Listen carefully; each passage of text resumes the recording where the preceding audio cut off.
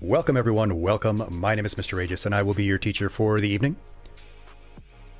Tonight we're going to have a lesson on New Year's resolutions because it is Monday, December 30th, and it is National Resolution Planning Day. We're going to have this lesson tonight instead of New Year's Eve because I want you to have fun on New Year's Eve.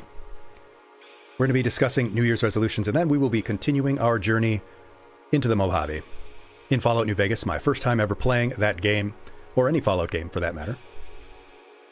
Of course, before we begin any lesson, we always do our breathing exercise. I feel it's just that important. So, if you've been here before, you know how it goes. If you're new, I'll show you. Hello, Fractal Fox. Hello, hello. All I ask is 1 minute, 60 seconds of your time for a breathing exercise. It's just 3 deep breaths.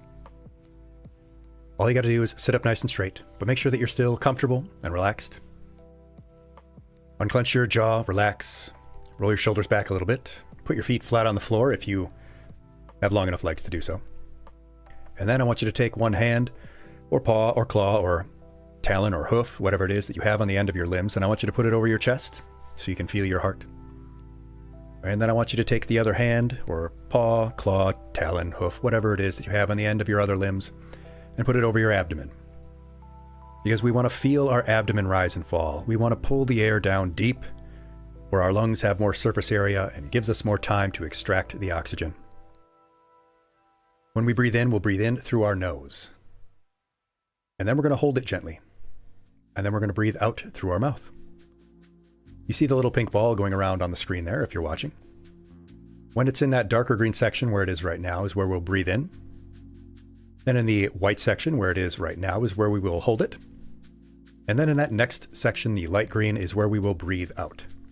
So we'll wait one more time for it to go around so you can get yourself ready. But by all means, do get yourself ready because I want you to follow along and do this with me.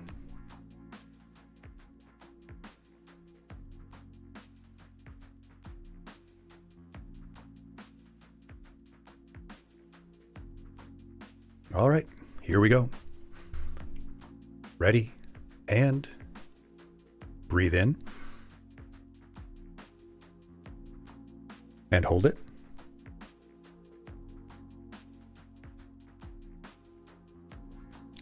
and exhale slowly. Be nice and slow on the exhale so you get all the air out. And breathe in, and hold it.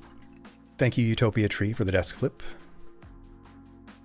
Hold, and exhale slowly all the way out through the mouth. One more time around. Breathe in. And hold it.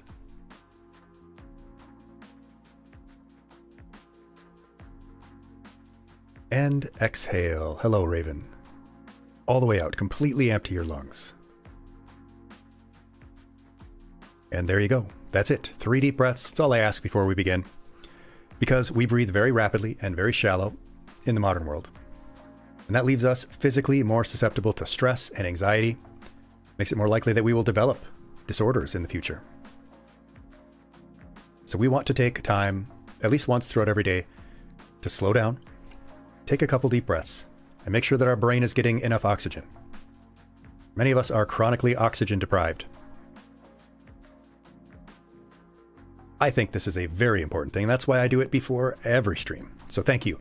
And if you are ever feeling stressed or anxious, you can do this activity. It's great right away in the morning to get yourself centered. It's great right before bed to get yourself relaxed and ready for sleep.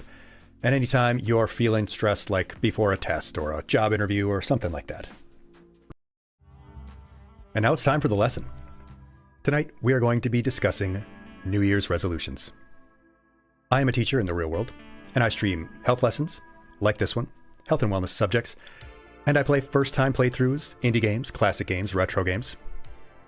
So we do things a little bit differently here. We are focused on education and entertainment. And tonight's lesson, because it is, of course, Monday, December 30th, will, of course, be New Year's. So we'll be discussing New Year's resolutions, why most of them fail, and how we can make ours a success. But I want to first congratulate you. Why? Because you did it. You beat another year. You made it through one more year on this planet, and I'm very proud of you. It's not easy just making it through, but we did it. And throughout this year, my first full year of streaming, we did it together.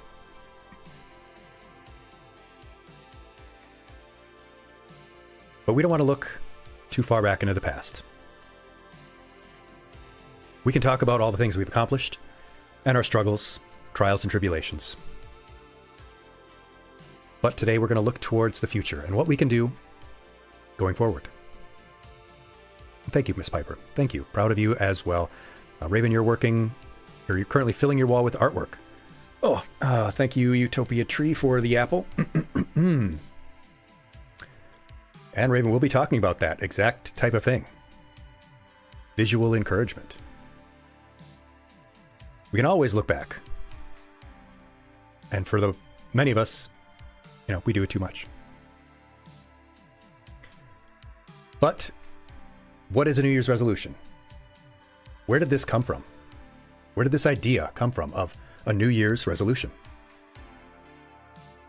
Well, it actually goes back to very, very ancient times. Ancient times in Mesopotamia, the Babylonians, the Assyrians, they would make something like a New Year's resolution. So it's not a new idea. Many people back in those days, they would make promises to their gods to pay back their debts, to seek favor with whatever they believed in. Into the Roman times, many Romans would try to curry favor with Janus, that two-headed god that we saw in the previous slide.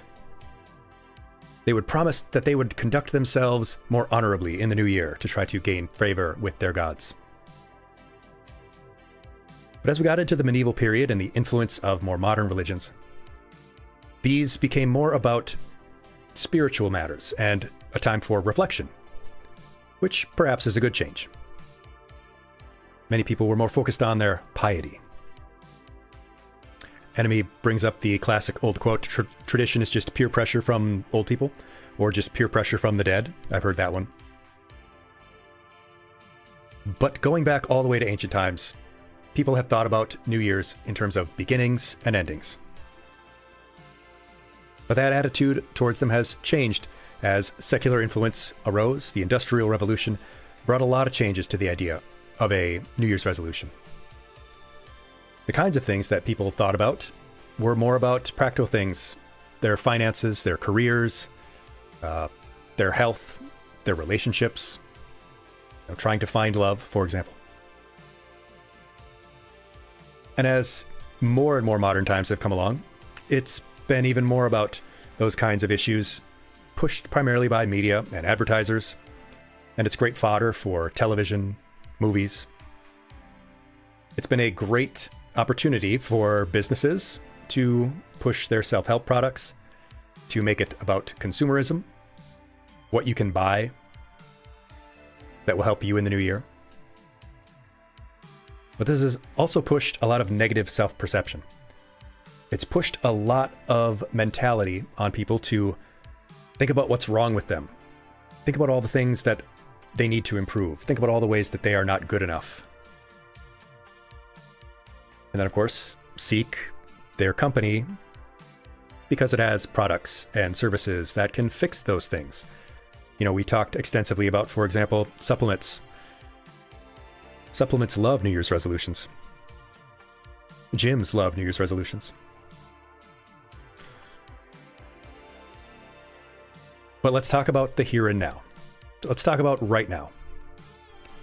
What have been your experiences? Have you done a New Year's resolution in the past? How did it go? Some of you have already said you haven't tried one before. How many of you have, or thought about it? Do you think that media has been helpful? Or do you think that perhaps their focus on failure has made people shy away from taking a New Year's resolution? And while you're thinking about that, one other question. What do you think the more common goals are? What do people usually make their resolutions about? What do they usually try? And Miss Piper says that their resolution for this current year was to do more on YouTube. Didn't really follow through until June. Not an uncommon thing.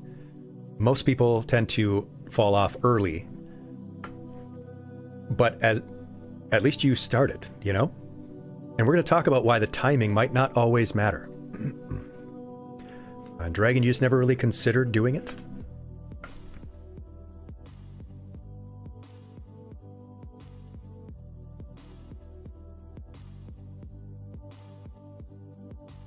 One of my resolutions was to start learning the piano.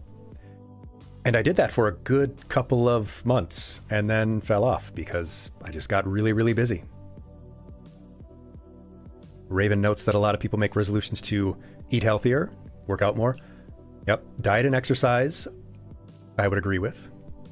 Ms. Piper thinks people usually try things out of their comfort zone.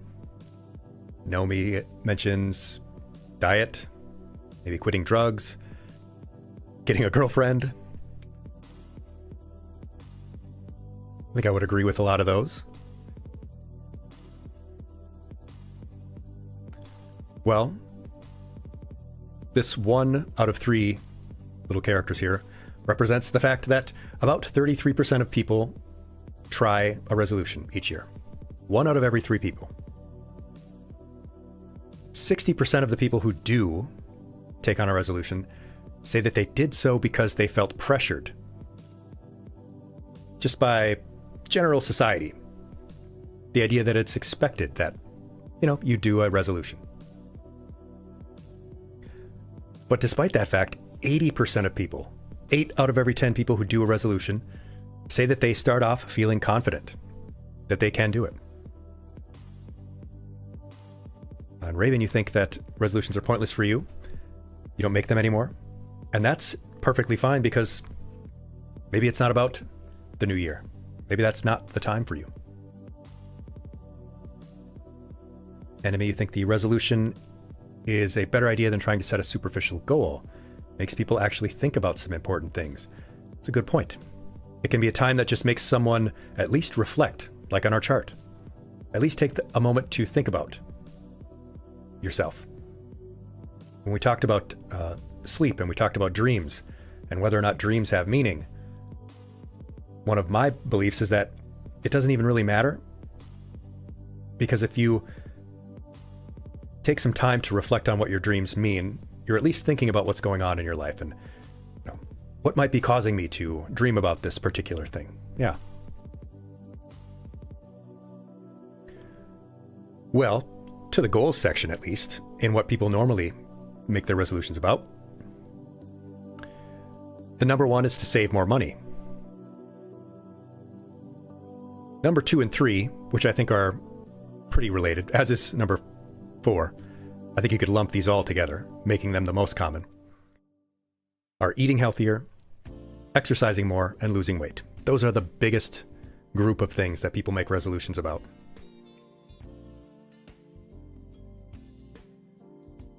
You are good at this, Dragon. A lot of self-image things, Miss Piper, yeah. Financial status, health, exercise, losing weight. Much farther down on the list, though, is something like spending more time with family and friends. But then we get to things like quitting smoking, right?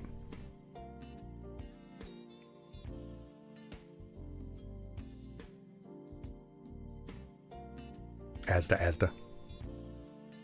What do you think is missing from some of this? From some of these ideas? I think maybe with the exception of one of these things, what's a big overarching category that you think might be missing from this collection of goals and resolutions?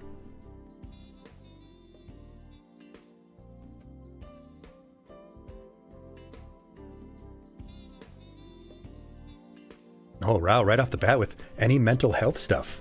That's a very good answer. Reflection, Miss Piper.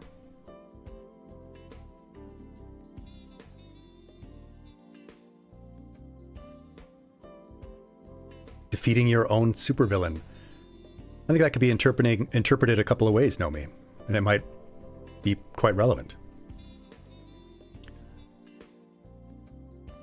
What came to my mind, or at least the way that I worded it, which works with a lot of what you've said, is personal enrichment. Learning something. Trying something new. I would like to read more, for example. I'd like to read more books. I'd like to learn a new language. I want to start playing piano. I'd like to travel. Maybe I want to start drawing. Take on a new hobby. Maybe I want to work on my mental health. I want to take up Tai Chi or something like that. A lot of people miss out on the possibility of other types of goals because these big ones are all people really talk about. Raven, you say you reflect at the end of the year. It's a reminder that you have friends who care about you and want you here. That is a fantastic sentiment and honestly a great way to use New Year's. Like that's just as valuable a way for New Year's to inspire you rather than just using it for resolutions. Dragon, you say you aren't affected by social pressure as much. Yeah, and like we just talked about, a lot of people only take on their resolutions because they feel pressure and they are expected to. All right, well, I think you know at least close to the answer here, but what do you think the success rate is? How long do New Year's resolutions last? How many people see them through all the way through the year?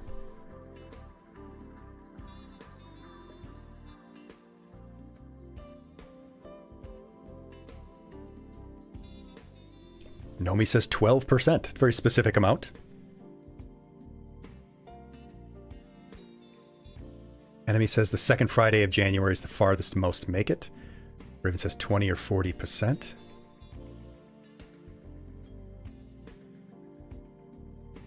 Rao, throughout the year you say asymptote approaches 0. 6 months, you give it 10%. This Piper, January only.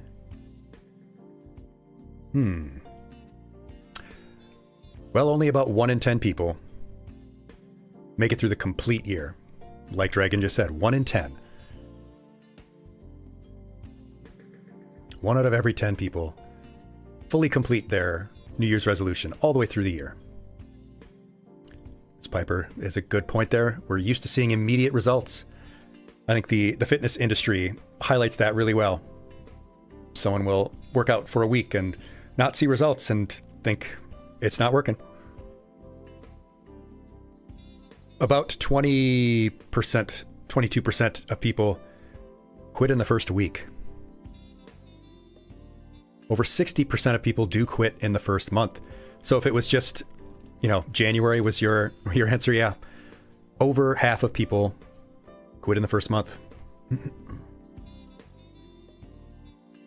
Miss Piper, you're a workout for a week person.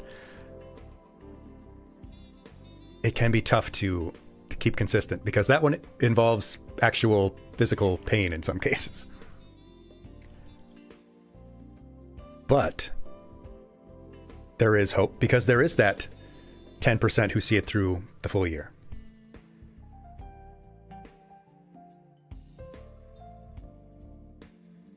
How can we be one of them? The big question, though, my big question, why? Why so early? And some of you have already been giving some great answers, like our desire for immediate feedback, how easy it is to get discouraged and quit.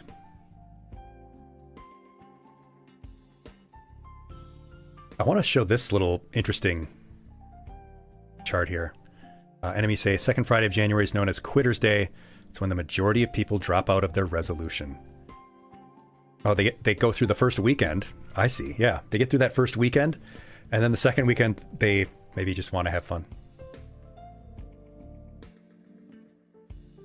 I find this chart particularly fascinating. You see the blue line goes up, then it goes down, then up, then down, then up, then down, up and down, up and down. And the red line goes up and down in the opposite way. The red line is people who are likely to make a New Year's resolution, and the blue is people who failed to make a resolution, to keep a resolution they made last year. So it seems like someone fails their resolution, so they don't make one the next year. But then the year after that, they try again. They get discouraged for that year, and then they come back around to it. I think that's kind of a fascinating cycle.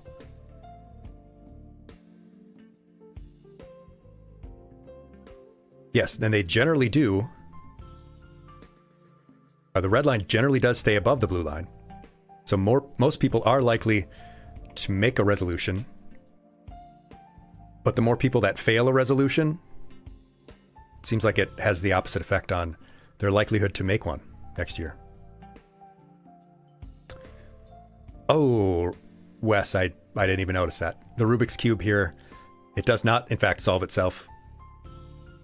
It's the Sisyphean curse of whoever is doing this Rubik's Cube. Well, why do we fail? Why do we fail in our New Year's resolutions? It is a good metaphor, Ms. Piper. This is something you may have seen before, maybe not. This is called the Stages of Change model. It's also called the trans-theoretical model. It's a model that psychologists, health promotion experts, public health people, they use to explain how people's readiness to change affects whether they will succeed in their desired change. Most people are at one of these stages, or anything that they might want to change about themselves.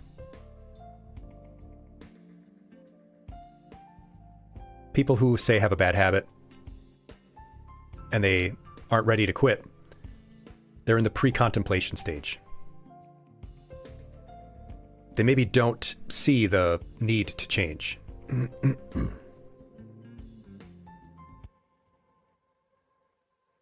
They don't recognize that there's a problem, for example. When they become aware of the problem, then they enter that contemplation stage. They might think about it. Oh, Kirby, that's all right. We were really just getting into the why of people, why people fail their resolutions, and how most people do. So someone can be in that contemplation stage and be thinking about, well, I have this issue.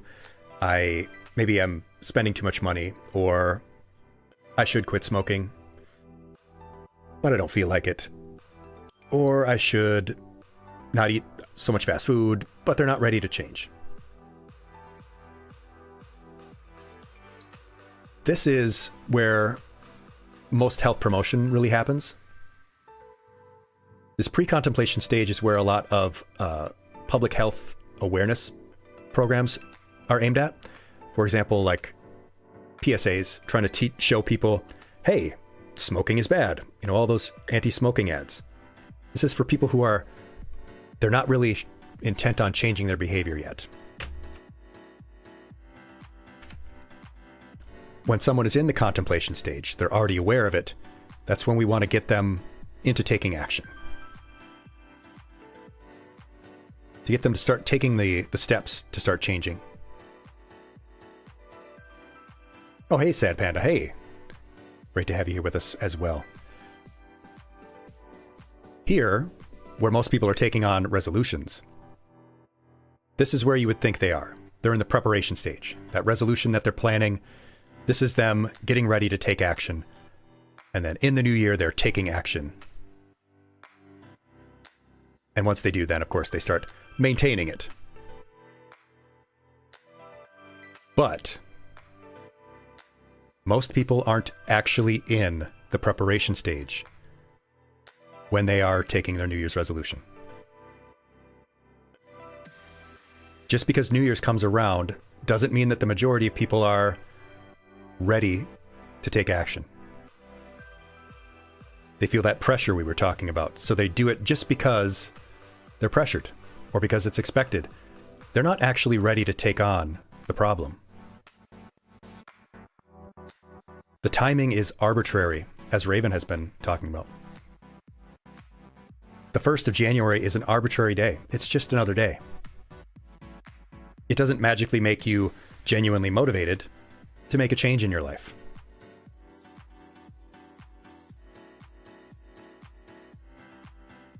Enemy, your resolution, if you take one, you say it's going to be to bake more. Ooh. I do like baking. I got to make my famous cranberry marshmallow banana bread soon. Sad Panda, you say you had to stop nicotine for a year. Oh, you used nicotine vape, zero nicotine vape products. Yeah, that's a great way. You get to continue doing the ritual behaviors, a lot of the addictive things without the actual nicotine. Very good. Because this timing is arbitrary, though, it's not a real spur to change.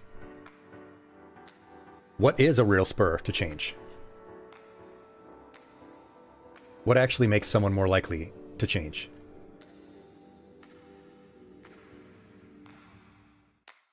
It is very good bread, Enemy. If I could make it for you all, I would.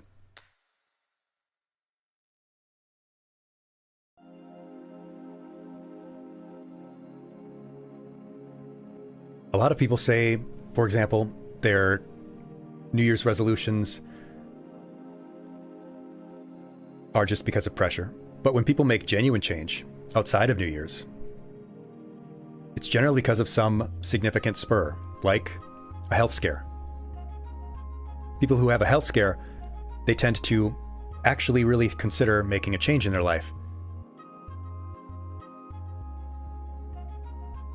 A lot of older individuals, for example, they'll say, oh, well, my daughter is getting married and I want to be able to walk her down the aisle. That's a huge motivation, and so they might actually be ready to make a change. They've been thinking about it. It's something meaningful, significant to them. It's real rather than just an arbitrary date on a calendar. Real spurs to change are things that personally affect you.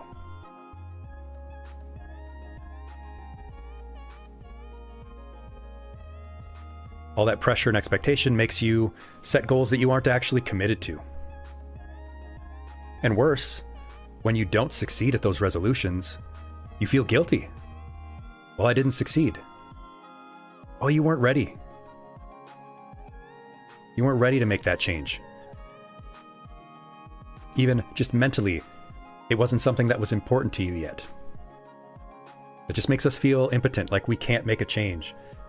It really destroys our sense of self-mastery. And Panda, you're looking to lose some weight. Another big common New Year's resolution goal. But in this case, it seems like you've already entered that contemplation stage. You are considering something that is very important to you, that you want to do. Because we do want to be in that contemplation stage before we make our resolution, so that it's not arbitrary. We're just not ready most of the time. We can't force that timing. The second big reason why people fail in their New Year's resolutions is that their expectations are just unrealistic. They're setting goals that maybe they're just not able to reach. They're too lofty. Doesn't mean that you shouldn't dream big, but you want to make your goals something that are attainable.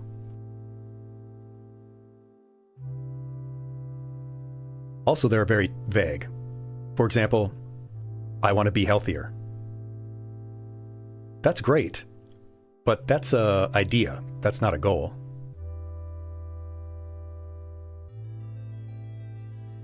I want to be better with money. That's great. How are you going to do it? What does it really mean?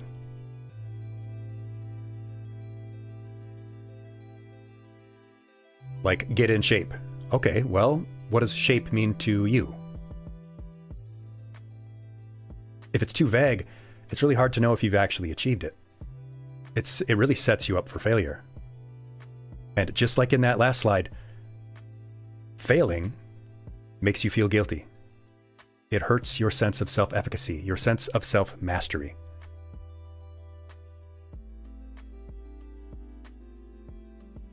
When you make unrealistic goals, or your goals are too vague, and you end up not succeeding because you really didn't have an end state in mind, it makes you feel guilty. It makes you feel like you can't do things.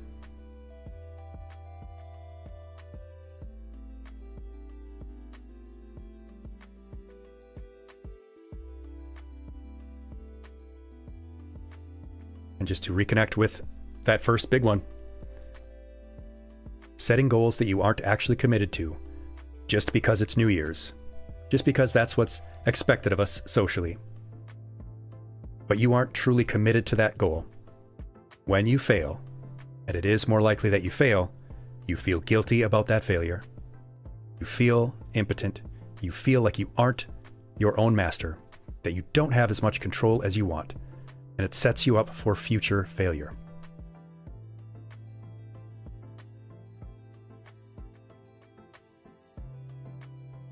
People tend to believe that resolutions are something special, that there is something different about New Year's that will make it magically more likely that they succeed. But that isn't really true. It is just a date on the calendar.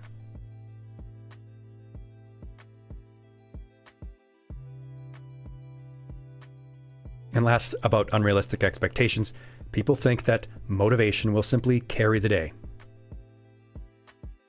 They're motivated right now for their New Year's resolution, and that will take them through the year. It usually doesn't. Get in shape, Dreg, you'll become a star. Yeah, what shape? A tetrahedron? Panda, you spent an entire year using zero Nick juice. Next year you had your knee surgery and your doctor said no cigs, so you threw it away. Fantastic. I mean, not about having to need knee surgery, but you know what I mean. But yeah, those are real spurs to change. That was something that was a bit of a wake-up call, probably. Someone else telling you, hey, you should quit. That's a big, true motivator. The third big reason that people fail in their New Year's resolutions, lack of planning. They make a resolution, but there's nothing between right now, where they are, and there, where they want to get. They start at, well, I smoke, and the resolution is, I want to not smoke. Well, what in between there? What's between here and there? Of course, sometimes they don't even have a here or there. Sometimes they don't even really have a defined thing. It'll be something like, I want to get in shape. That's not even a defined end goal.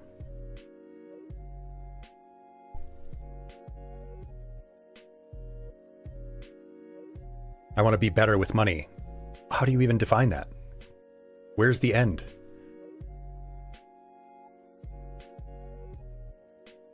There's an old saying in Britain, at least among the British military, that proper planning and preparation prevents piss-poor performance. If you plan properly, if you prepare, you are more likely to have good performance and get what you want accomplished.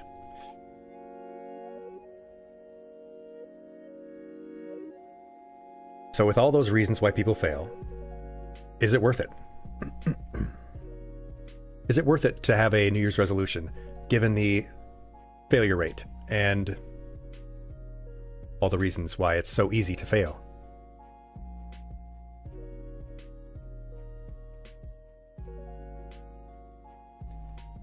You think this is just I don't know, something that should be left behind in 2024?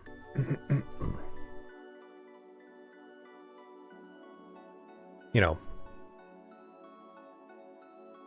because failing a New Year's resolution is more likely. Is it not worth it because it'll make you feel guilty, impotent? Panda, you say, not if you do it with a proper plan. You need to make a plan and then commit. Rao says, the best time to make a change is now. Or after Thanksgiving if it's a diet thing. I agree. I think that one of the big challenges with the New Year's resolution is that there is this increased risk of feeling like it's a failure rather than just a setback. If you set out your resolution for, all right, I will start January 1, and I will reach my goal by 2020, whatever, by the end of that year. If you have a setback during that time, it feels like you've failed rather than just having a setback. Because a New Year's resolution feels like something that you have to do during this year. Because tying goals to those arbitrary dates doesn't mean that the dates are tied to the goals. Maybe a year isn't enough time. Or maybe it's too much. All of this is not to discourage you, though. All of this is not to make you not make a resolution. The point is to help you get it right, to do it in the way that's going to set you up for success. So let's do that. Let's do it right. The number one thing you need to do, first and foremost, is to choose a goal that actually matters to you. This means that you have to spend some time reflecting and not just pick something because that's what everyone does. Not just pick, I'll be healthier. I'll save money. Choose something that has meaning, that is relevant, that is something that you feel some sense of urgency to change about yourself. Panda talks about, incorporating other people. Make sure you have a few people working out with you. Yes. Help to motivate and lift others up. Can be useful to make a little self-assessment. Run through all of those common things in your life and say, is this something that matters? Is this something that I need to do? Dark Flare, what's my New Year's resolution? My New Year's resolution is, if I was going to make one, it would probably be to spend more time on this right now. My lessons. I want to reach particular goals. I have particular reach in mind. And I don't want to... I can't really say too much because they are, they would tie more directly to me as a person and not the character. I don't want to give out too much information about myself. But I do have some goals in terms of my teaching that I will set.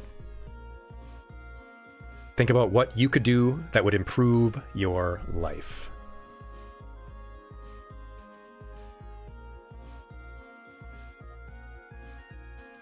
The second most important thing to do is to be smart. Do you remember what that means? Do you remember what SMART stands for? Because these are things we've talked about. We've talked about what SMART stands for in a couple of other lessons in the past. Do you remember what they stand for? Rao has it. There you go. Or at least mostly.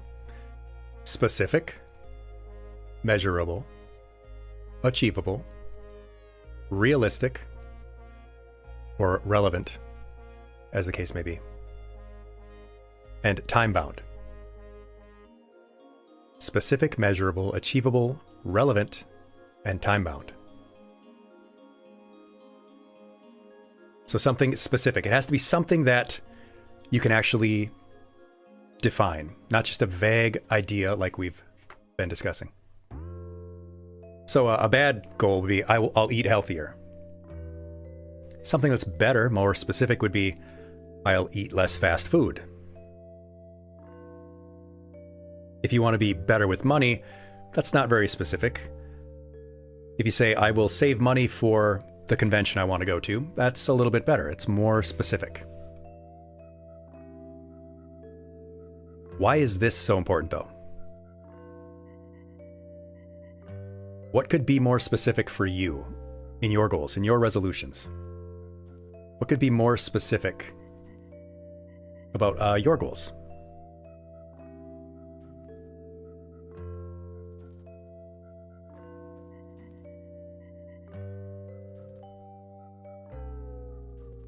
Or think about some other of those common goals people have.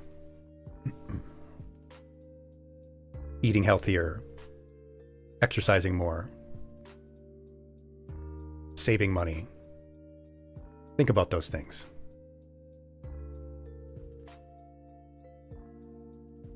Rouse says that they could go through an actual running training plan rather than just hoping to squeeze out a lap when it's not too hot. Having a plan? Yeah. Something that's actually measurable. So going from that specific thing from the previous slide of I'll eat less fast food, now we can do something measurable with that. I'll limit fast food to once a week. Now it's specific and it's something I can measure. Oh, you got it, Panda. You got it. We'll take that specific of I'll save money for a convention and make it measurable. I will save the $2,000 I need for that convention. So I'll set aside $40 a week. Why is this so important? Well, what would you measure about your goals? What was something about your goals that could be quantifiable? Whether, time, distance, numbers, something that can be actually quantified, numbered, so that you can see how close you are. So you can see when you get there.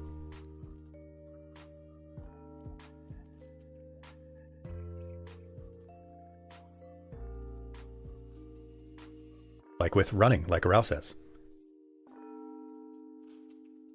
There's a lot of ways you could measure that. Total distance in a day or a week or a month. A specific distance of a race, a specific length of a race you might go in. Miles, yes, Rao. Time, if you want to run faster. Say you can run 2 miles in 20 minutes and I would like to do that in 18 minutes.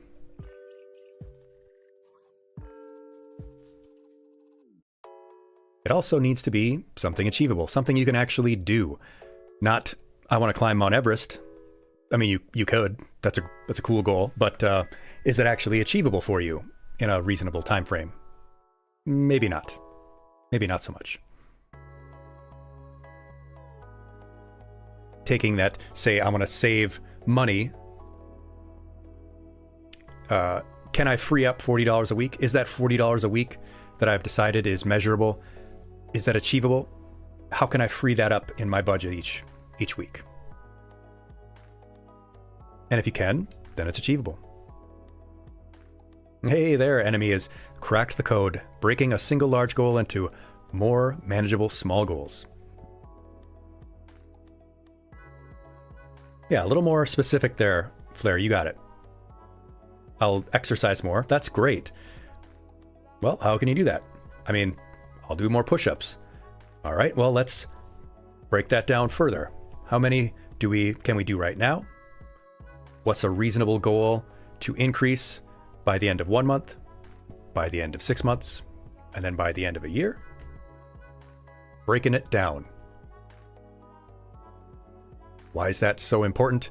Because if you make a goal that's not achievable and then you fail it, we go right back to that first thing we talked about, where failing a goal makes you feel guilty, makes you feel like you are not in control of yourself, and it makes it harder to achieve later goals.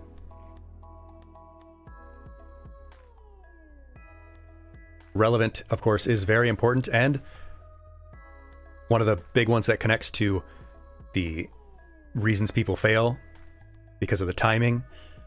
They just pick a goal because that's what everyone else is picking. Is the goal you're picking really relevant to you? Is it really important?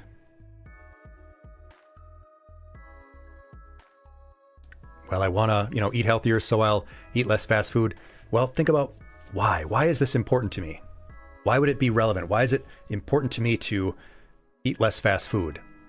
Is it because of the money I'm spending? It's because my health isn't very good. Enemy asks, if you can't find a way to break something down, if it's broken down all the way that it can be, and you move to these other aspects. If it's broken down as much as it can be, all right, how do we get to there? Like, you've broken it down to, I can do 10 push-ups. I want to be able to do 20 in a really simple example.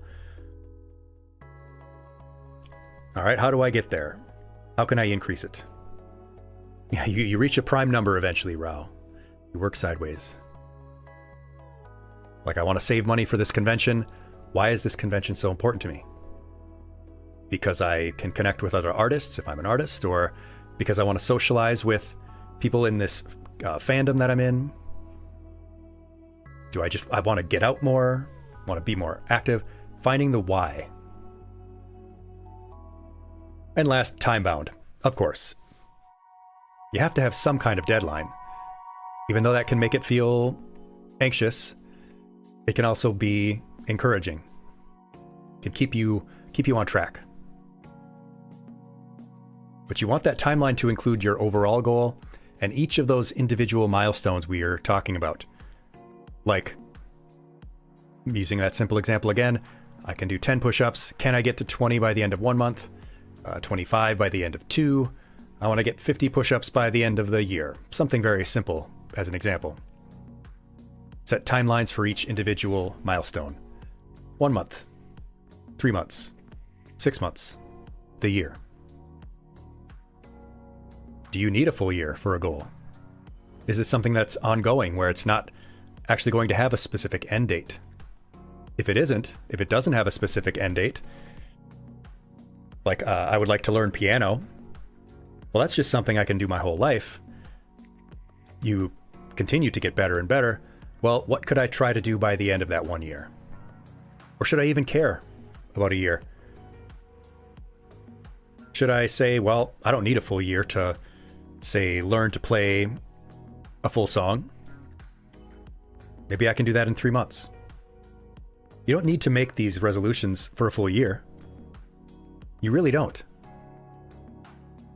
When you are making a New Year's resolution, you don't have to make it for that year. It doesn't have to be, this is what I will do in 2025. It can be, I'll do this between now and June.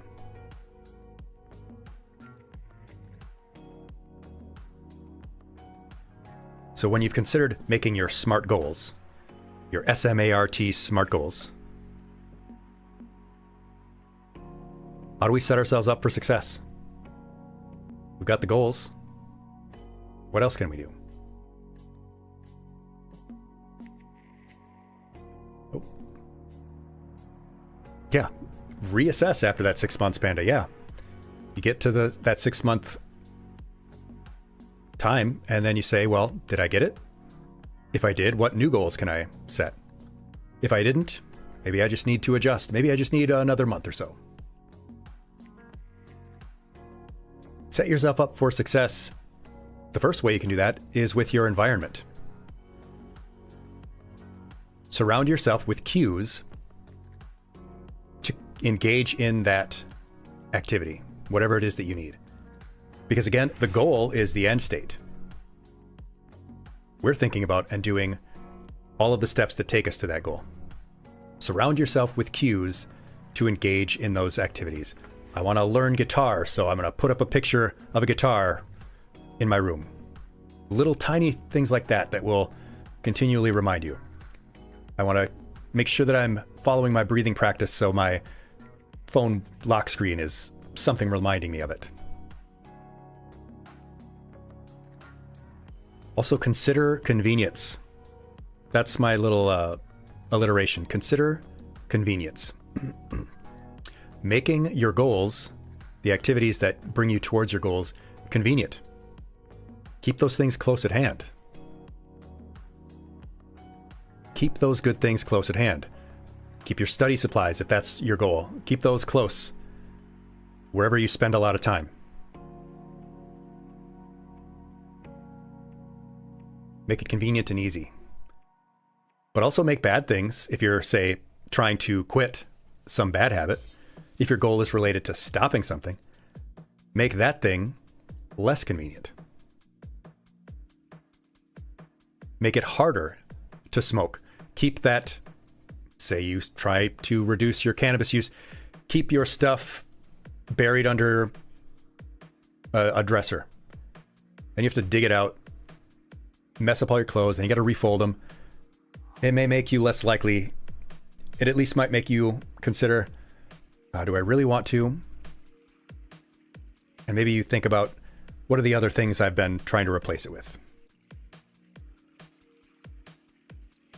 If you're trying to save money, log out of your shopping sites. If you use Amazon a lot, log out. Tell it not to save your password. Tell it not to remember you. Make it so you have to log back in. At least make it so that you have to take a few extra seconds to consider whether you really want to do this.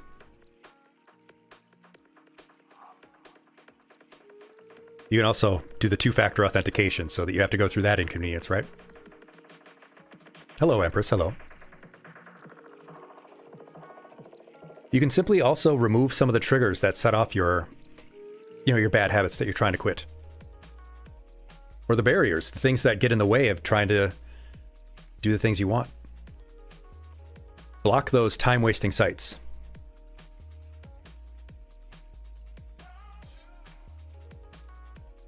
If you're trying to study more, block those things or make it so you have to log back in. You're trying to use cannabis less, for example. All right, well, next time you go and get some, you get a smaller amount.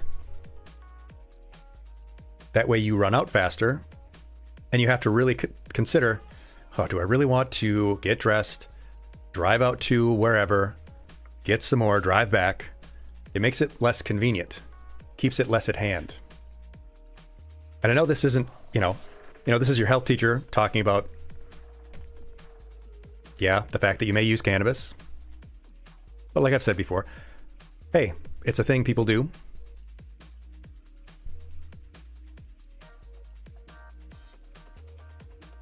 So how to put that into practice as an example, say you want to engage in exercise more regularly. All right, we'll make it more convenient. We'll keep our gym bag in the car or near the door. We'll have a backup plan for our workout if we can't get to the gym, if that's where we work out. The weather's bad today. It's really easy to say, well, I'll just skip today. The weather's bad or the gym's closed today because it's a holiday weekend. I'll just skip it. Nope. Have a backup plan. Maybe you just don't have the full time to drive out there and drive back. Have a backup plan. Have a space ready where you can do even a brief home workout where you at least do something. Make it more convenient. Have the workout video you're going to follow or your workout plan on a shortcut to your device. You open the phone, there's my shortcut, and then it's reminding you. And it's really easy. I click on that button, it opens it up, I'm ready to go. Or your work has a gym panda, that's really convenient.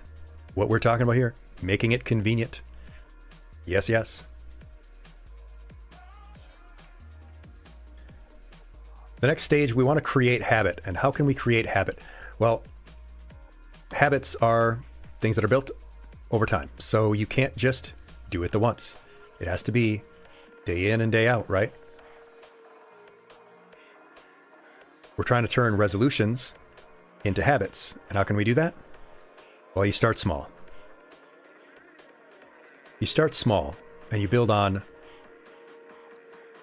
where you are. You're trying to write. I would like to write more. In fact, that's something that I might do. I'm trying to write a book. I've slacked off on it this year. It's not going to be one of my resolutions because it's not the most important thing to me. But even though it's not a resolution, I can still work towards improving it. Start small. 1 paragraph a day. 3 paragraphs a week. Start maintaining that, and it becomes easier and easier to build on. You're trying to cut down on something like your phone usage. I know your phone has a setting that tracks how long you use it during the day. Start small. I'll use my phone 30 minutes less.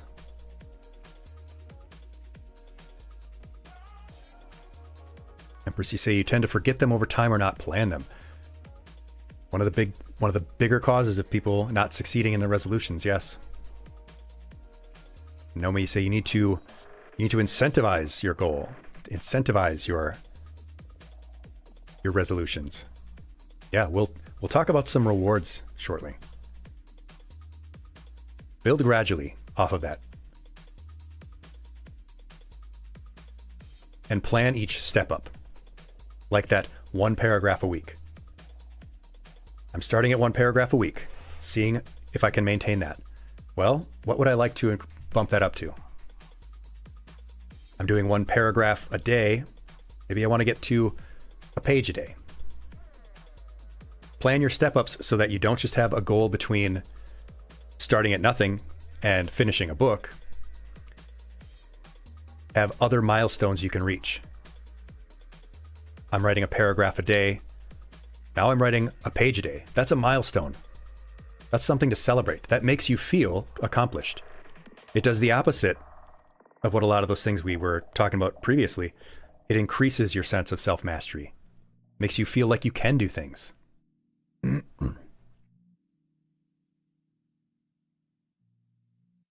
Yeah, Rao. Yeah, don't count just a line of dialogue as a paragraph. Make sure you're being reasonable with yourself. And if you can't make it to that page a day, if you are still working on 1 paragraph, make adjustments, but don't stop. You can always adjust fire. It's also good to make diverse reminders. Instead of just having like an alarm on your phone, have multiple ways that remind yourself. Digital alarms are great, but also physical notes. A sticky note on your headboard or in your car. On your schedule. Schedule in those activities.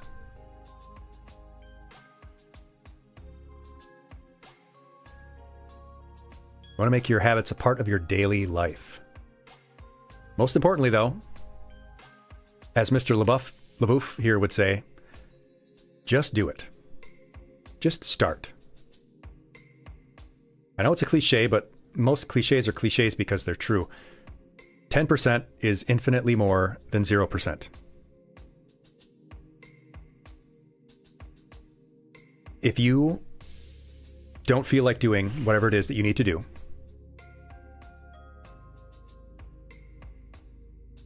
at least start. I don't feel like doing my workout today. Well, at least start. I don't feel like doing my voice training, as Cupcake and Nomi were talking about.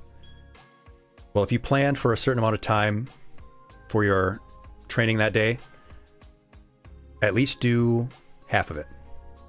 Or at least do a quarter of it. Do 10% of it.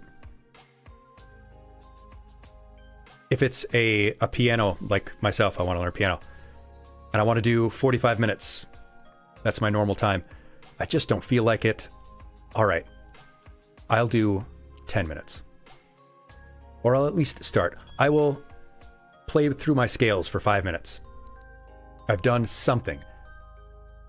That is so much more powerful than people realize because it tells you, it reinforces to you, you do have mastery. I didn't feel like it, but I at least did 10 minutes. Hey, I can do this even when I don't feel like I like doing it. Oftentimes when you start that 5 minutes, you're like, well, I might as well do 10. And then you've done 10 minutes rather than 0. Sometimes you might start and go all the way through the time you were supposed to. That happens a lot to me with jogging. I don't feel like it today, so all right, I was going to go 20-minute jog. I'll at least jog around the block for 10 minutes. Half of the time that I do that, I end up doing the 20 minutes anyway.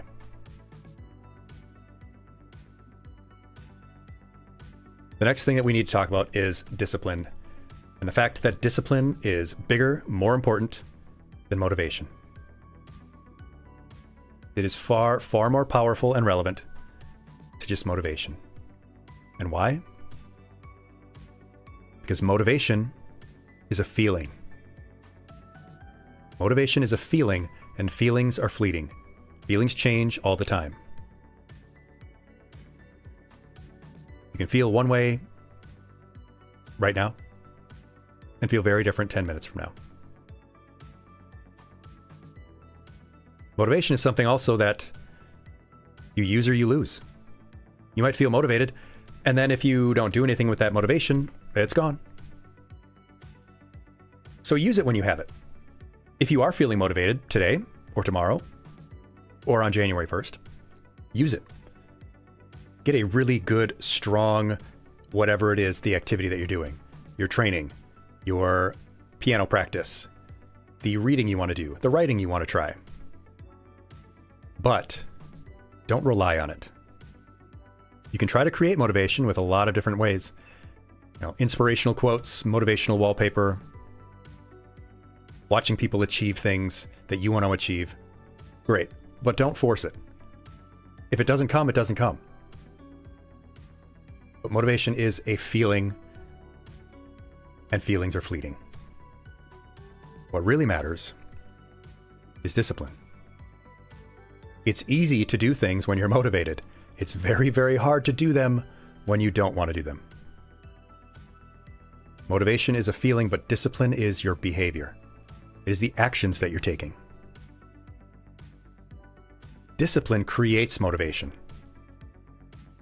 When you do something that you don't feel like doing, you are more motivated to do it next time. Hey, if I can do this even when I don't want to do it, how much more can I do when I am feeling good, when I am feeling up to it?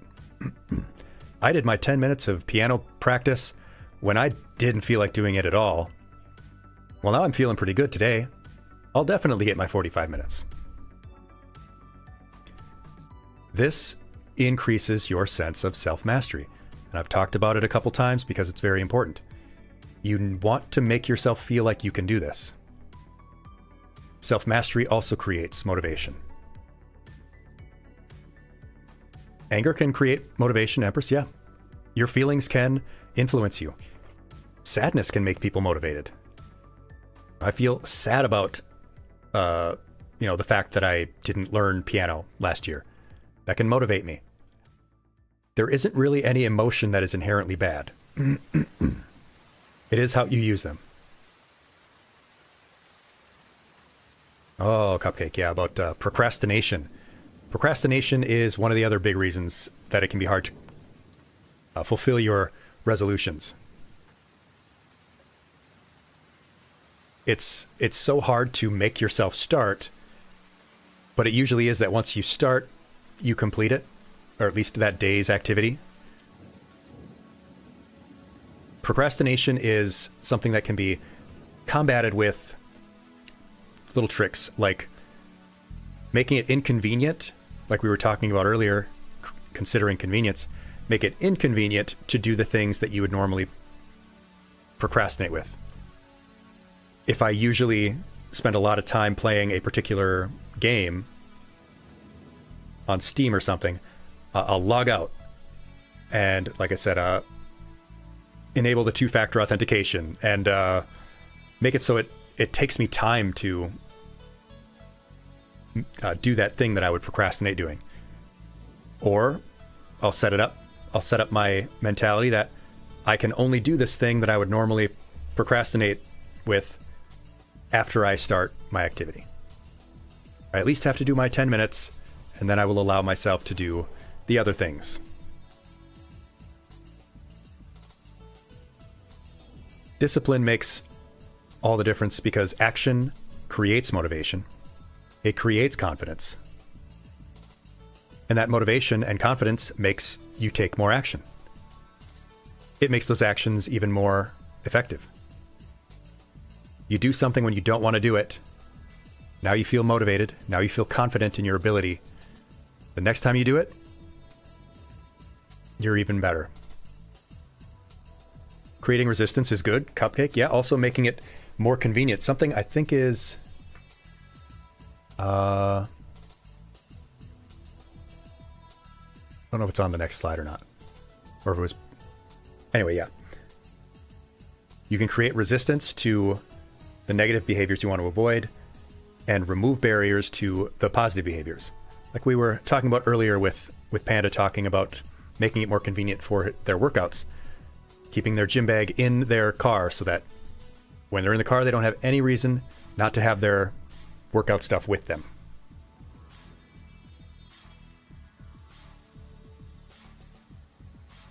Keeping the app you're working on, you know, you're trying to record a song. Oh, thank you so much for the enrollment, Cupcake. Thank you for enrolling in our classroom community here. Yeah, you keep that desktop shortcut prominent. You see it all the time. There's no reason not to do it. Because every action you take makes you more confident, makes you more motivated. And that creates repetition. You're obviously going to do the thing you want to do when you're motivated to do it. So if you fill in the gaps of all the days that you don't feel like doing it,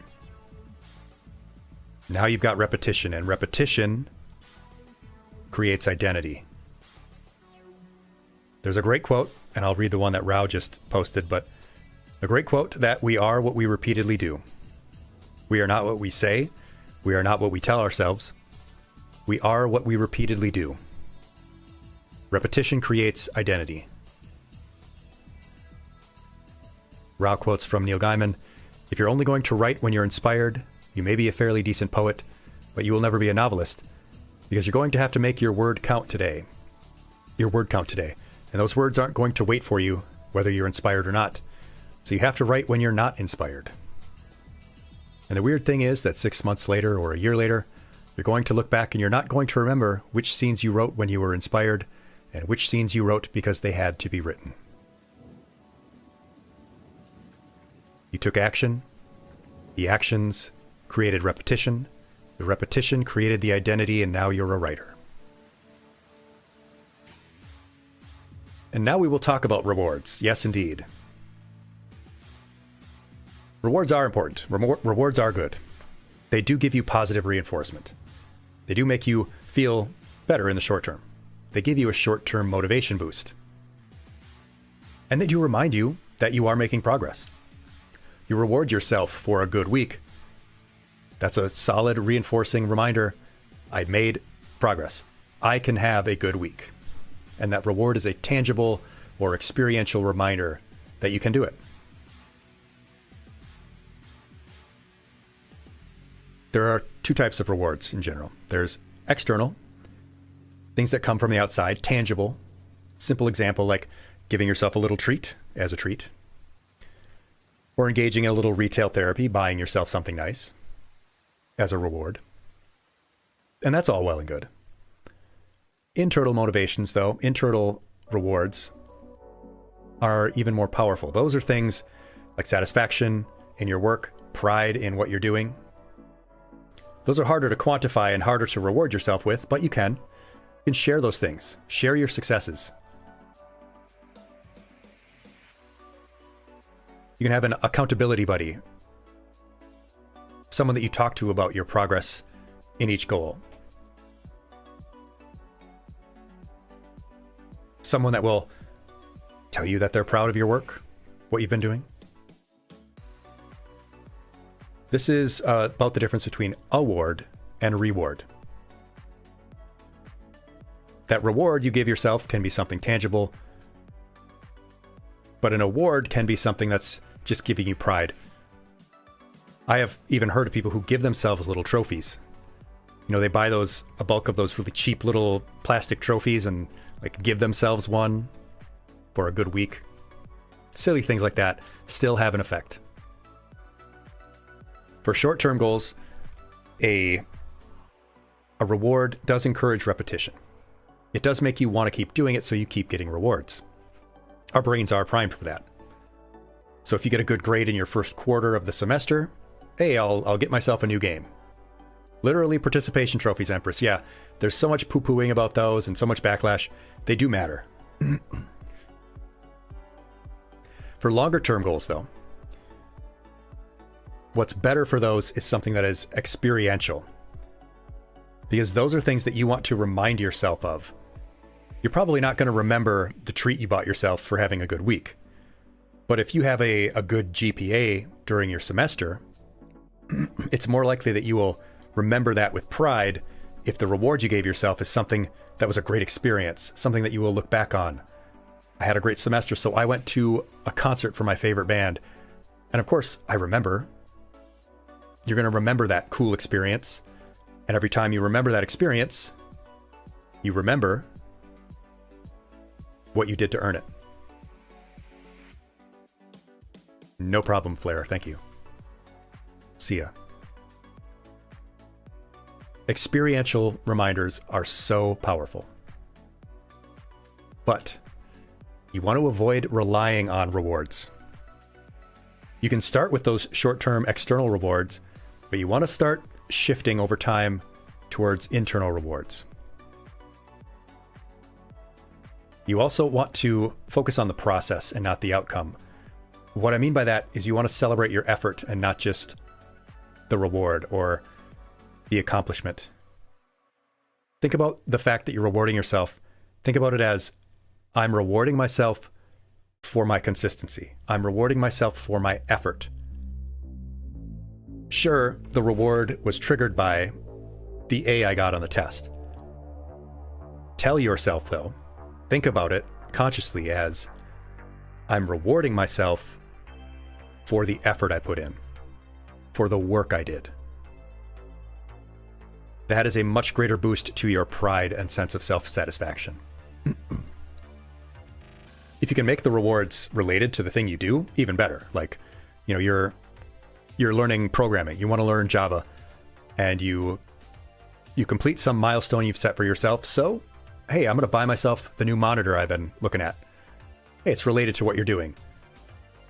You have a bigger screen. You know, it's more convenient for you to do your coding practice. And those experiential, non-material rewards, of course, are even better.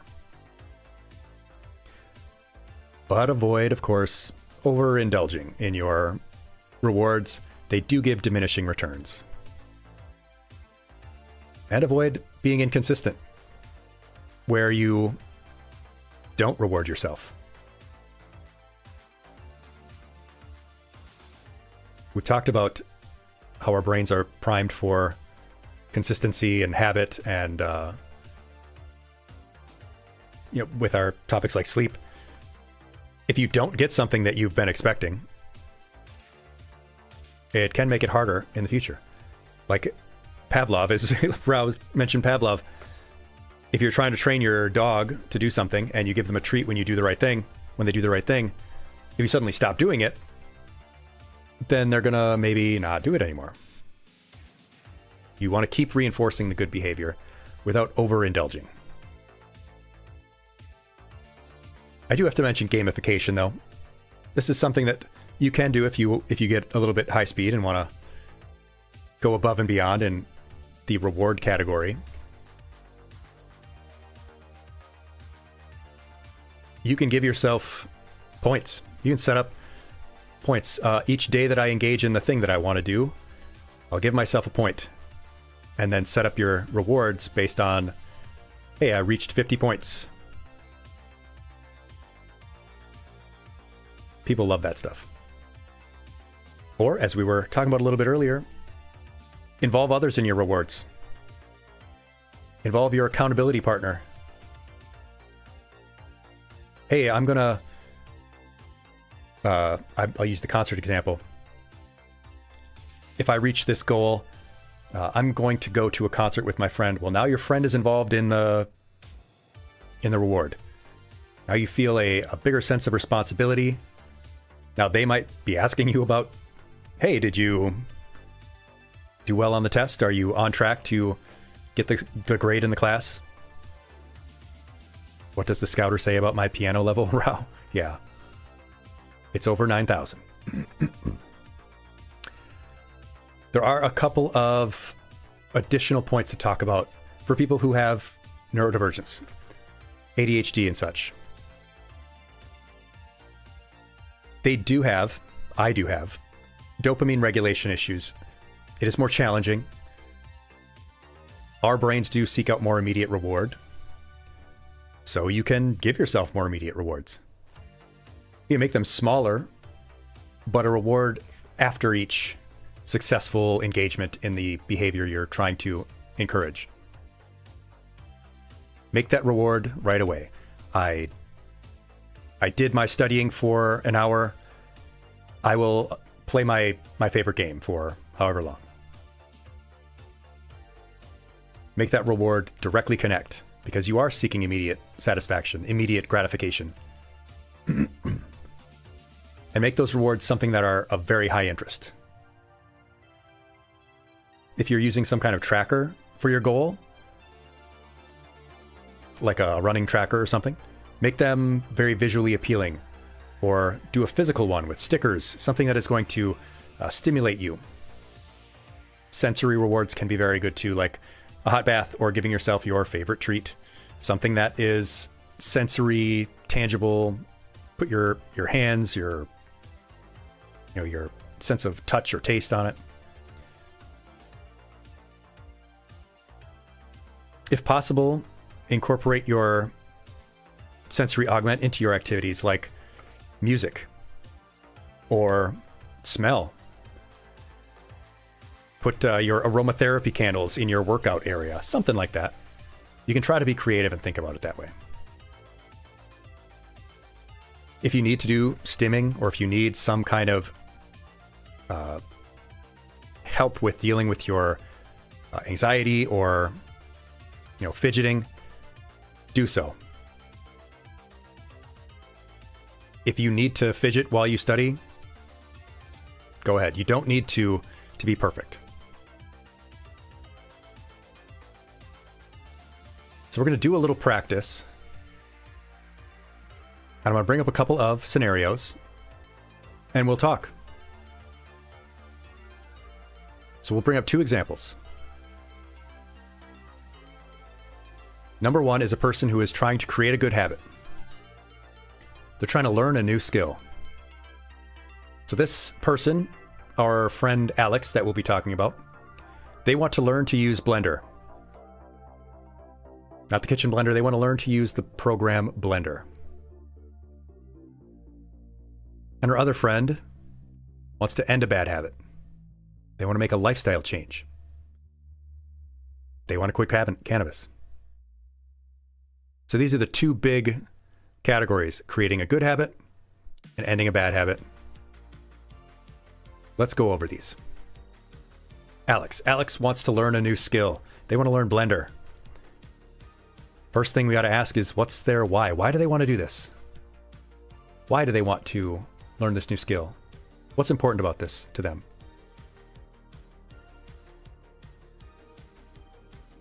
What might be a reason someone wants to use Blender? Maybe they work in computing. Maybe they just have an interest. Maybe they want to be an animator. They think about their why and make sure that it's relevant. We start identifying the barriers that they have. Artistic expression. Maybe they are looking for a way to express themselves, and maybe they're not, very musically talented, or they don't draw. Exactly, Cupcake. They find their why. But of course, learning Blender isn't easy. What might be a barrier? What might make it hard for them?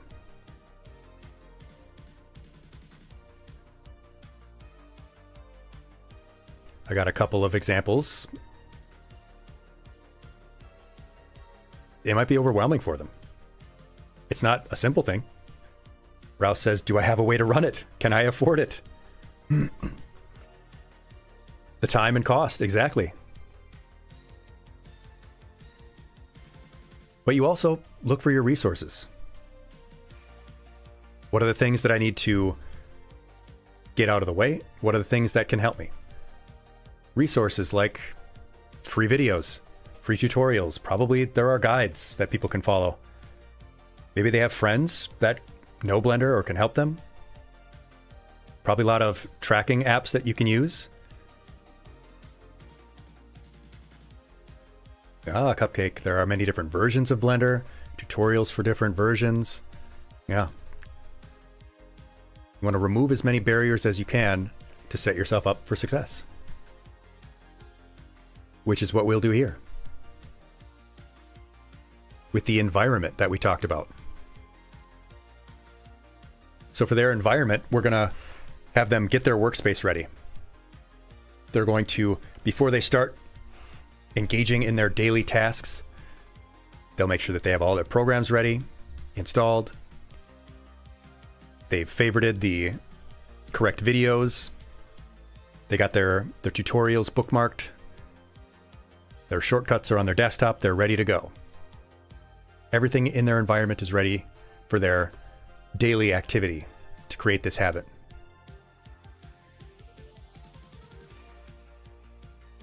They're also going to engage in habit stacking.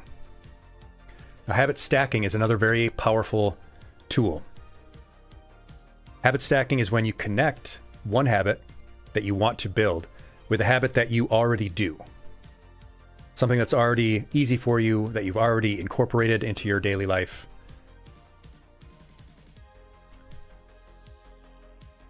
So let's say that in the mornings, they do morning coffee. So they'll connect their practice with their morning coffee. They wake up, they'll make themselves their nice pot of coffee, and they'll drink their delicious bean juice while they do their practice.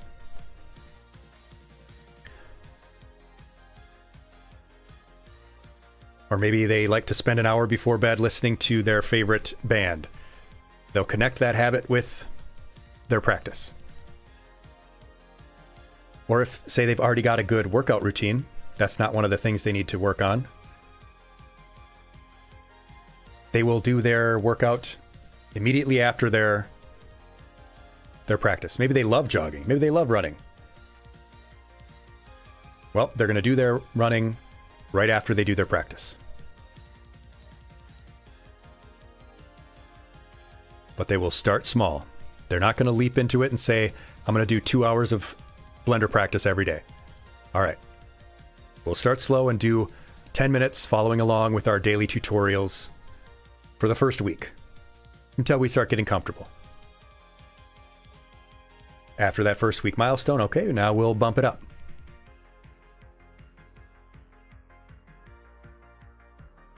Remember from the sleep lesson about how important it is to be consistent, to prime your brain to say, oh, hey, yes, this is the time when I sleep. Or this is the time when I make my week of meals. Or this is the time when I do my practice. Connect that time of day to your goal. Setting routines like this, they become habits. Find some way to track your progress. Add up those minutes that you spent that week. Then you'll know if the next week you did more.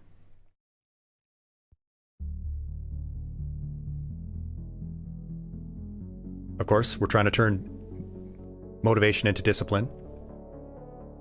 They're going to approach it with a mindset. Alex is going to remind themselves why this matters to them, why this skill matters to them. They might keep a vision board of their favorite animations. They're going to make sure that even on days when they don't have that much motivation, they're still going to at least do their couple of minutes. Because when that feeling is low, discipline takes over.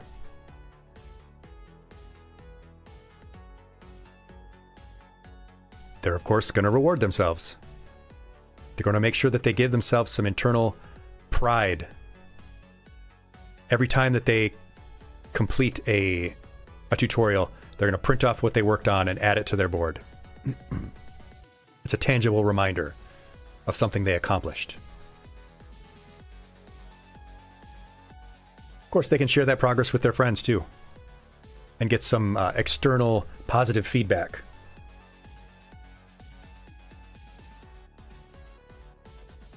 And you can still give yourself tangible treats, rewards. Hey, they buy themselves a new piece of software when they get to their halfway point.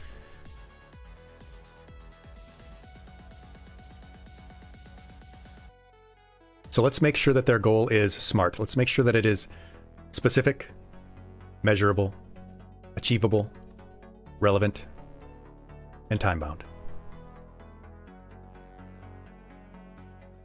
What could we make for them as a specific goal? How could we word this so that it's specific?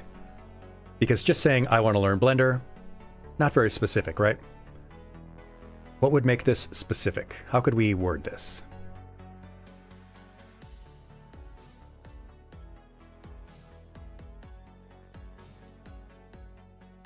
I'll let you start thinking about all of these: measurable, achievable, relevant, and time-bound. And I'm going to give you the first one so that you have some time to think about the others.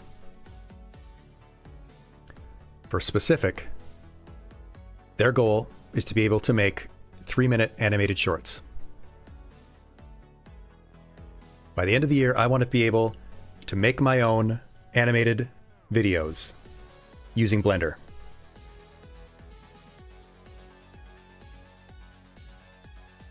There you go, Rob. Be able to model XYZ character in however many months or weeks it's going to take. Right.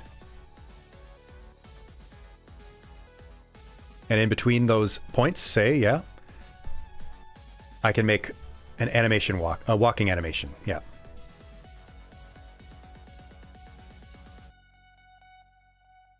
That, of course, does give us the measurable part, right?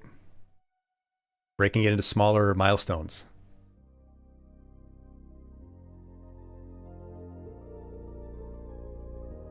What makes this measurable?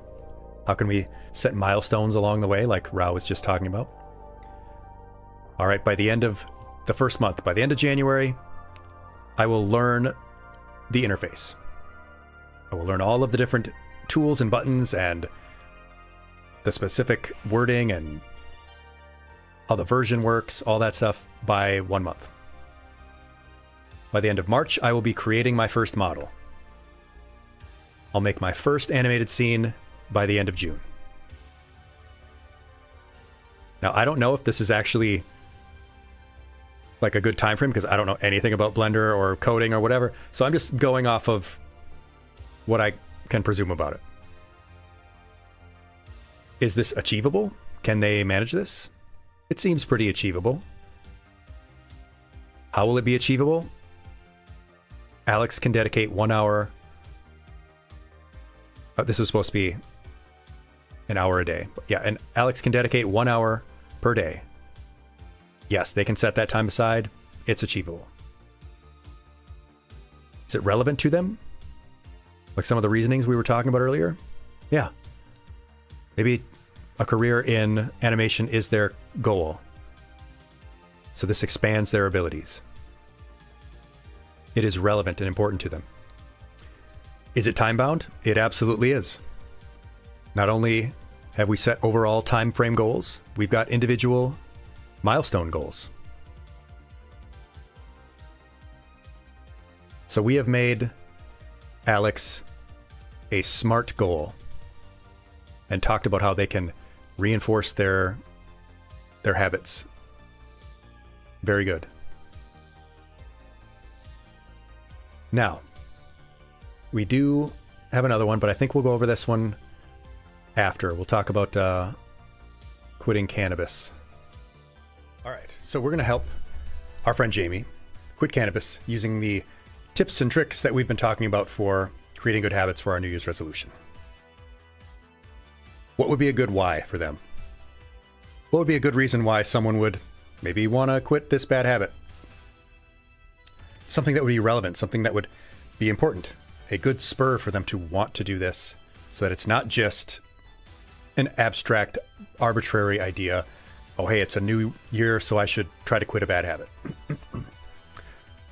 Rao mentions a new job, that drug tests. Hey, this is a great new job. I want this job, but they test, so I better be able to quit.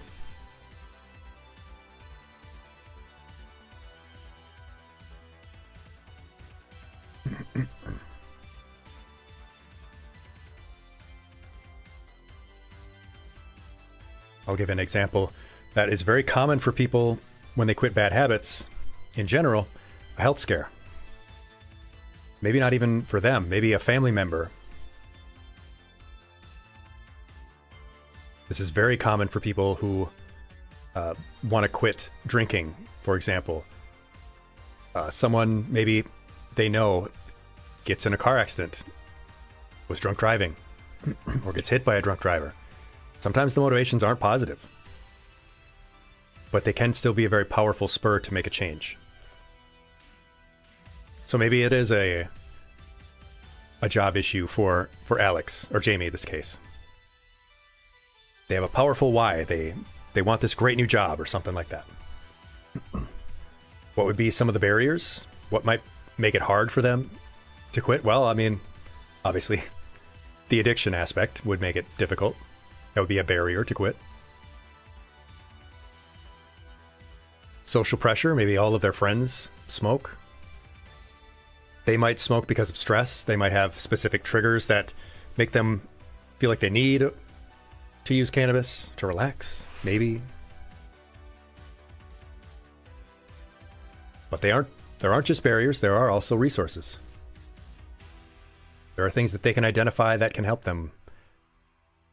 Like an accountability buddy, somebody that can be there for them, that they can talk to when they feel like they aren't motivated. There are lots of quitting apps, like Grounded or Quit Now. Lots of things that can help them. Lots of resources out there. Just like with Jamie though, or Alex, though, we want to make sure that we're focusing on developing discipline. And our mindset. They're going to focus on the long-term benefit. If it was health-related, focusing on the long-term increased energy, their better performance in work and school, their ability to keep this great job. Want to make sure that we're engaging in repetition. Now, for ending a bad habit, repetition means not doing something consistently, right? So in that case, they gotta practice saying no to those cravings. They need to be building their ability to engage in self-refusal. They might have identified alternatives that they engage in instead. Maybe they become a tea guy. Maybe they become someone who is really into making tea. I don't know. Or maybe they start doing meditation or yoga. Maybe their alternative isn't always available. You are going to need to be able to just rely on yourself for those refusals, rather than distracting yourself or engaging in an alternative. Of course, there are still rewards they can do for themselves, right? There is that internal motivation that they want to build, internal reward, satisfaction, and pride. That accountability buddy, there are friends that they're sharing this goal with. They can offer them some praise, some satisfaction reward. But there's nothing wrong with giving yourself tangible rewards. Hey, you're saving money by not buying cannabis. Give yourself a reward. Buy yourself something that you like. We want to set them up for success too. What can we do in their environment? Think of some ideas like keeping their cannabis stuff out of reach, making it harder to use regularly, easily. Make it inconvenient. And stack those habits. Replace the time that they would normally be using cannabis with something else, like journaling or cooking. And stack that habit with something else. They've gotten really into tea, so now they will build the habit of doing that with the journaling that they already maybe engage in. Some other habit that they're already regularly doing. And of course, you can start small. You don't have to reach for the end goal right away. You don't have to go cold turkey. Maybe they just reduce the quantity that they use or the frequency. Or maybe each time they go, from now on, they start buying a weaker and weaker strain. And they build from there.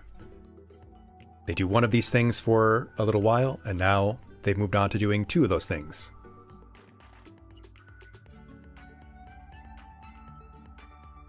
How can we help make these habits? Make sure that you're introing new and novel activities. Yeah, if you have a dispensary. You can still do the reduced quantity and frequency at least. Some people poo-poo the idea of affirmations as cliche or like new age. No, they do help. Focus on the real personal growth rather than just, those outcomes.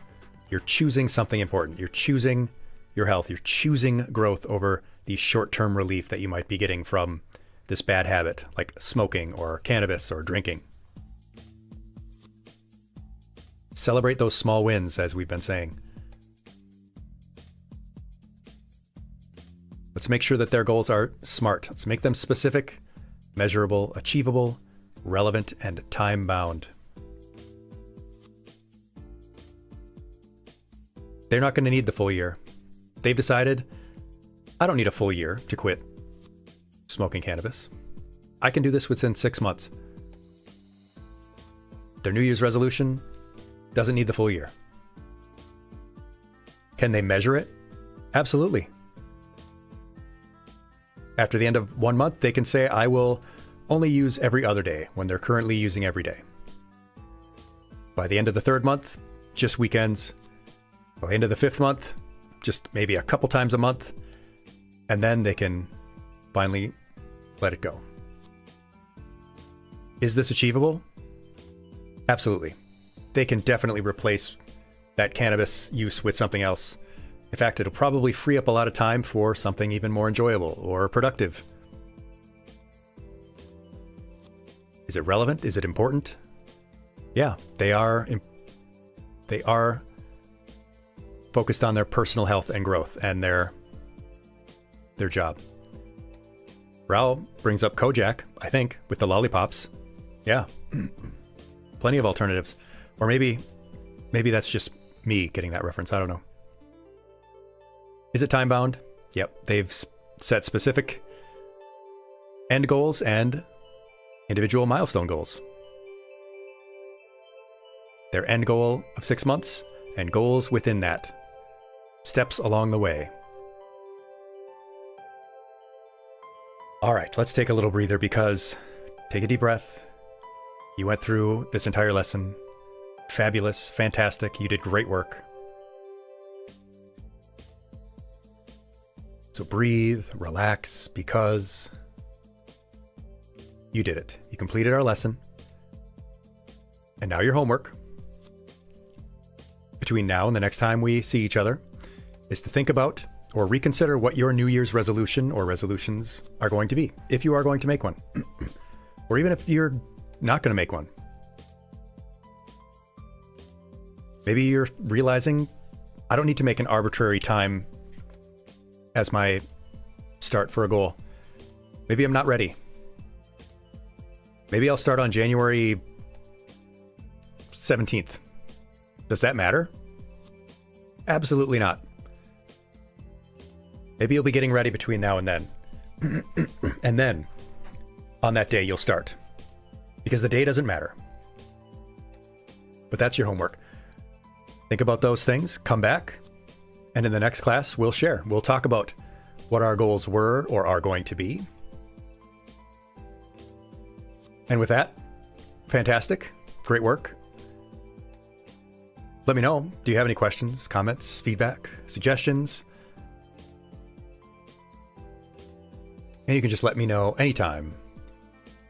Because you have completed our lesson, and I am pleased to present you with this certificate of completion for my New Year's resolution lesson, presented to you this December 30th, 2024. I can put your name on one of these and send you one. Just hit me up in the Discord.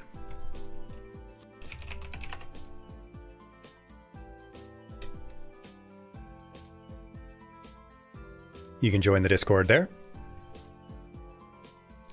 You can also follow me on, of course, all of the socials.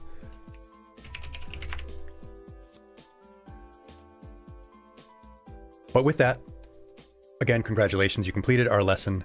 Great work. I hope that you have a very successful new year and that your goals are all met. We'll see you next time, but between now and then, we are going to play some Fallout New Vegas, Session 2.